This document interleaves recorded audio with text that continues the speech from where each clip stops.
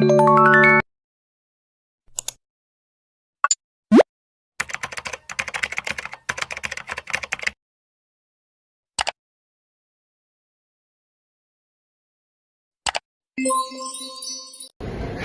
everyone, and welcome to Lyceum of Alabang. And we're from Bachelor of Science in Industrial Engineering, 31E2. I'm Jelisa Crisostomo. I'm Roan Casuluran. I'm Crystal Gavilan. And I'm Alexis Nicole Buwan.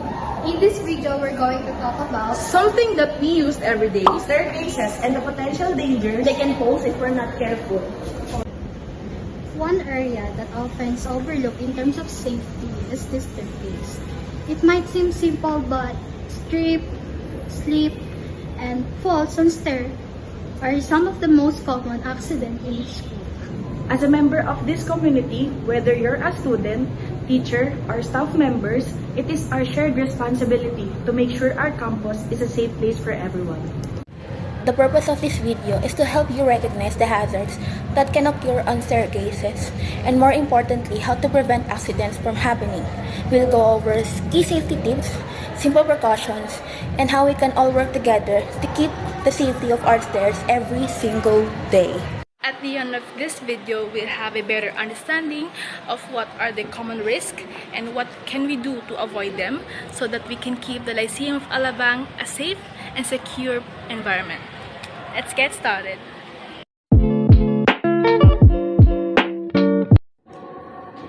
First up, it is daylight right now, so the problem isn't noticeable. Some of the students, staff, and teachers go home at night.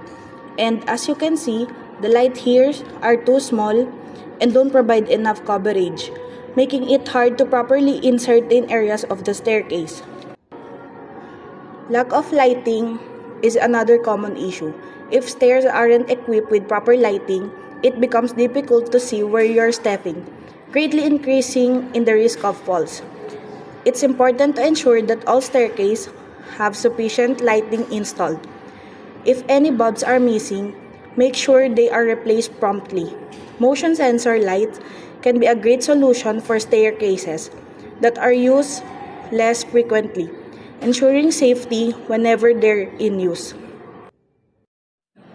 Wet or slippery stairs are another major hazard, especially in areas where rain can be trapped inside.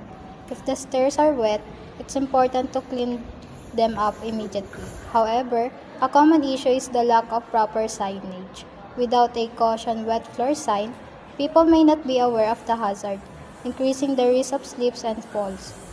Always ensure warning signs are placed in visible areas when the floor is wet. Additionally, installing non-slip treads on the stairs can provide extra safety and prevent accidents. Now let's talk about something that's often overlooked, the flow of traffic on staircases.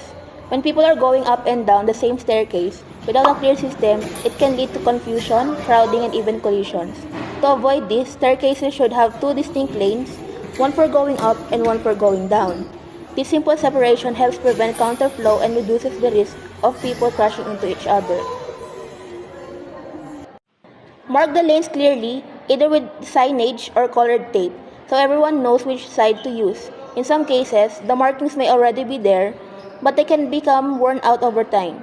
As we've seen in our own school, it's important to refresh these markings regularly to ensure they are clear and visible. Additionally, using reflective or glow-in-the-dark tape can be a great solution, making the lanes easy to see even in low light conditions. And remember, always stick to your lane and just like you would on the road. By being aware of these common hazards and taking simple preventative measures, we can keep our staircase safe for everyone. Remember, safety starts with you. Always be cautious, report any issues, and take your time on the stairs. Let's work together to prevent accidents and ensure a safe environment for all. One step at a time, safety first every time.